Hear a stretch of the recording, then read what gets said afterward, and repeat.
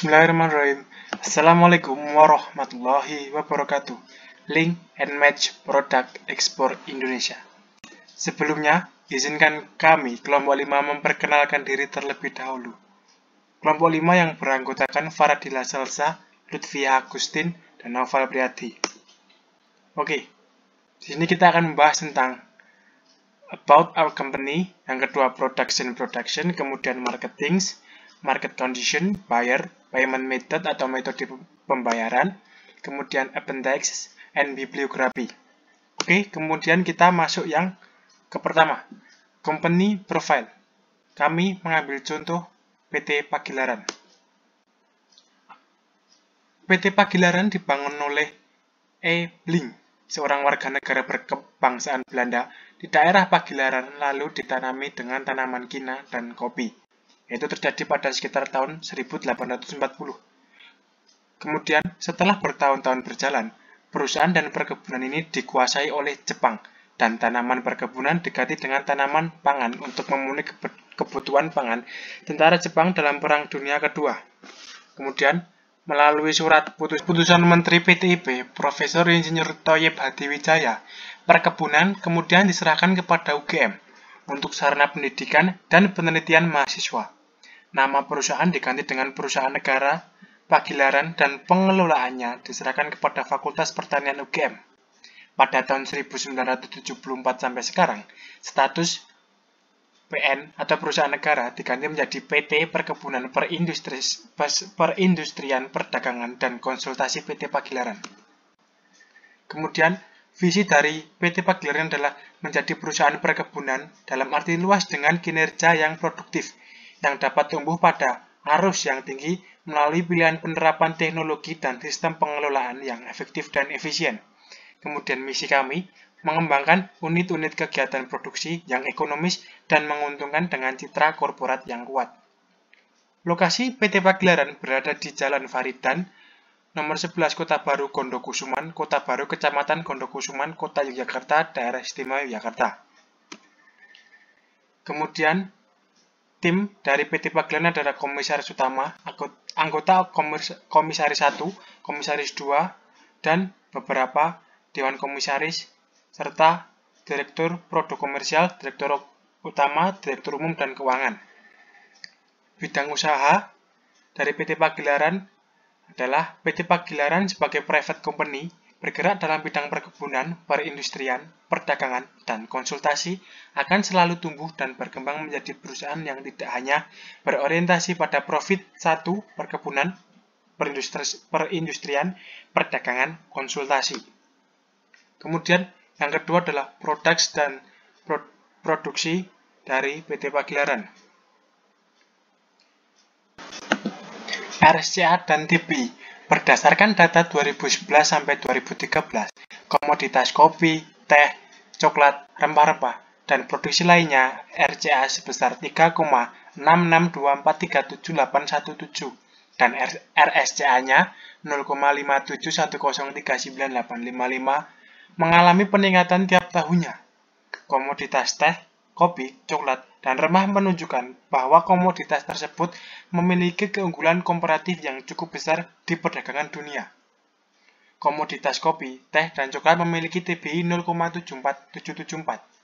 Nilai TBI yang positif selama 3 tahun adalah kopi, teh, coklat, dan rempah serta minyak sawit. Jika nilainya positif di atas 0 sampai 1, maka komoditi bersangkutan dikatakan mempunyai daya saing yang kuat atau negara yang bersangkutan cenderung sebagai pengekspor dari komoditi tersebut, atau suplai domestik lebih besar daripada permintaan domestik.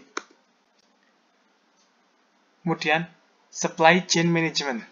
PT Pagilaran sebagai perusahaan perkebunan perindustrian, perdagangan, dan konsultasi memiliki jaringan pasar yang luas. PT Pagilaran membangun hubungan strategis dengan berbagai konsumen lokal ataupun luar negeri. 30% konsumen lokal dan ekspor teh hingga 70% menjadikan PT Pagilaran sebagai salah satu perusahaan teh terbesar di Indonesia. PT Pagilaran melalui visi misinya terus mengembangkan jalur distribusinya lebih luas lagi sehingga produk PT Pagilaran dapat dengan mudah dijangkau oleh semua konsumen. Negara tujuan ekspor teh PT Pagelaran antara lain Jepang, Iran, Turki, Malaysia, Afghanistan, Uni Emirat Arab, dan beberapa negara di Eropa serta Amerika. Kemudian proses produksi. Yang pertama, pemetikan. Pemetikan dilakukan dengan cara dari atas 2 daun dan tunas sehingga memberikan aroma dan rasa yang khas. Kemudian fanning. Fanning adalah proses pengolahan teh dengan suhu tinggi untuk menghentikan proses oksidasi. Kemudian yang ketiga, broken orange atau teh yang diproduksi dari pucuk tanaman teh Camellia sinensis asamicadan mengalami proses oksidasi penuh 100%. Kemudian proses standarisasi. Yang pertama ada Rainforest Alliance. Itu adalah sertifikat internasional untuk standarisasi ekspor dunia. Kemudian ada halal, sertifikasi tingkat nasional untuk produk-produk dagang. Ada SEDEX, standar audit merek dagang untuk berbagai negara Amerika dan Eropa. Kemudian ada SNI atau Standar Nasional Indonesia, standarisasi tingkat nasional untuk produk-produk dagang. Kemudian ada packaging, seperti inilah bentuk packagingnya dari PT Pagelaran. Ada Pagelaran Black Tea, Green Tea, Jasmine Tea, Sigma rasa Black Tea, ada juga Sigma rasa Green Tea. Kemudian competitors dari kami, yaitu PT Gunung Subur Sejahtera. Perusahaan ini didirikan pada tahun 1951. PT Gunung Subur Sejahtera meraih reputasi sebagai market leader di Indonesia dalam penjualan produk sejenis. Bahkan sudah dikenal luas di seluruh dunia, khususnya di Timur Tengah, Asia, dan Eropa. Yang kemudian PT Gunung Slamet didirikan oleh Bapak Sugiarto Sosrojoyo pada 1950-an. Rekso adalah entitas yang terdiverifikasi dengan konsentrasi dalam teh, makanan, dan minuman. Kemudian ada PT Cahaya Tirtayara atau Tongji, merupakan salah satu produsen teh terbesar di Indonesia. Kemudian ada PT Karya Mas Makmur Surabaya, salah satu perusahaan yang berkembang pada manufaktur dan produsen teh yang berlokasi di Surabaya. Kemudian ada marketing dari PT Pagelaran. Marketing proses atau proses pemasaran. PT Pagelaran sebagai perusahaan perkebunan, perindustrian, perdagangan, dan konsultasi memiliki jaringan pasar yang luas. PT Pagelaran membangun hubungan strategis dengan berbagai konsumen lokal ataupun luar negeri. 30% konsumsi lokal dan ekspor teh hingga 70% menjadikan PT Pagelaran sebagai salah satu perusahaan teh terbesar di Indonesia. PT Pagelaran melalui visi dan misinya terus mengembangkan jalur distribusinya lebih luas lagi, sehingga produk PT Pagelaran dapat dengan mudah dijangkau oleh semua konsumen. Negara tujuan ekspor teh PT Pagelaran antara lain Jepang, Iran, Turki, Malaysia, Afghanistan, Uni Emirat Arab, dan beberapa negara di Eropa serta Amerika. Distribution channels. Ini adalah channels distribusi dari PT Pagelaran. Terlihat jelas bahwa adanya Turki, Iran, Afghanistan, Malaysia, Jepang, bahkan beberapa negara di Amerika dan Eropa lainnya. Segmentation. Unit produksi Segayang Utara memproduksi kakao. Kemudian unit produksi Jatilawang memproduksi teh hijau. Unit produksi Pagelaran memproduksi teh. Unit produksi Kalibuja mengelola teh dari kebun rakyat. Ada pula unit produksi Sidoarjo memproduksi teh hitam. Partnership. Ini adalah beberapa partner dari PT Pagelaran. Ada Dewan Teh Indonesia, Asosiasi Teh Indonesia, Asosiasi Petani Teh Indonesia atau APTEindo, kemudian Dewan Kakao Indonesia, Asosiasi Eksportir Kopi Indonesia, Social Partnership, Direktorat Jenderal Perkebunan. Kemudian Market Conditions. Di sini kami ambil partner kami yaitu Turki. Dilihat dari segi demografi dan geografi, kaum Kurdi, sebuah kelompok etnik yang berlainan dan tertumpu di kawasan Tenggara Negara, yaitu etnik bukan Turki yang terbesar dengan mengisi kira-kira 18% penduduk. Mengikut CIA, kelompok-kelompok minoriti tidak mendapat keistimewaan kecuali 3 yang diiktiraf secara ramsi. Sementara istilah minority itu juga masih menjadi isu sensitif di Turki. Lokasi strategis mengendalikan Selat Turki, yaitu Bosporus, Laut Marmara, dan Dardanelles, yang menghubungkan Laut Hitam dan Laut Aegea. 3% wilayah Turki di utara selat terletak di Eropa dan dikenal dengan nama Turki Eropa, jalur timur atau jalur Turki. Kemudian, dari segi ekonomi, politik, dan sosial budaya, ekonomi pasar bebas Turki sebagian besar didorong oleh industrinya dan semakin banyak sektor jasa, meskipun sektor pertanian tradisionalnya masih menyumbang sekitar 25% dari lapangan kerja. Industri otomotif, petrokimia, dan elektronik telah menjadi semakin penting dan melampaui sektor tekstil dan pakaian tradisional dalam campuran ekspor Turki. Regulasi impor dari negara Turki.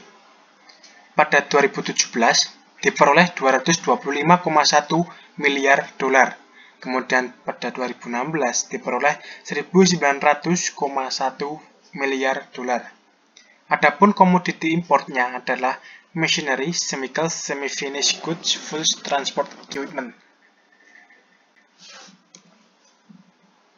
Kemudian infrastruktur. Infrastruktur udara Turki berkembang dengan baik di seluruh negeri, dengan lebih dari 100 bandara, atau sekitar 20 bandara internasional. 70% perbatasannya merupakan garis pantai. Ekonomi negara ini sangat bergantung pada armada laut dan perikanan dagang dari berbagai laut di sekitarnya. Infrastruktur komunikasi sangat baik, seperti halnya sistem jalan nasional. Konsumsi.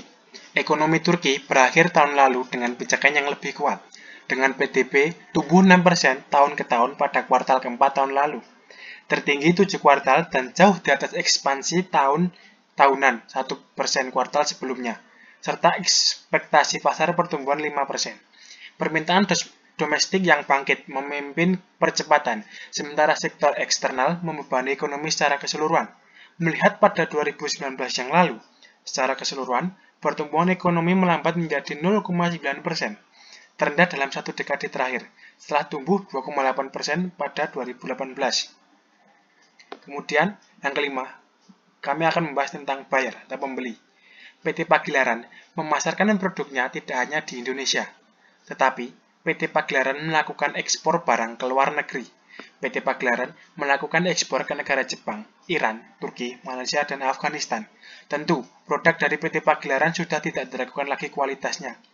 PT Pagelaran juga mempunyai sertifikat dalam mengekspor hasil produksinya.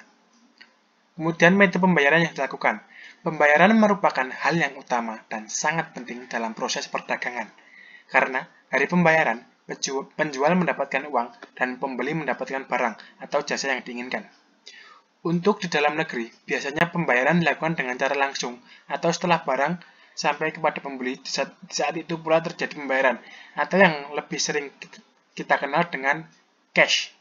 Sementara itu, dalam transaksi ekspor ada dua metode pembayaran, yaitu menggunakan LC atau Letter of Credit dan tidak menggunakan LC. Appendix PT Pagelaran.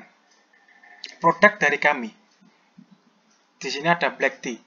Black Tea terdapat BOP, Broken Orange Pekoe, BOPF, Broken Orange Pekoe Fanning, kemudian PF Pekoe Fanning.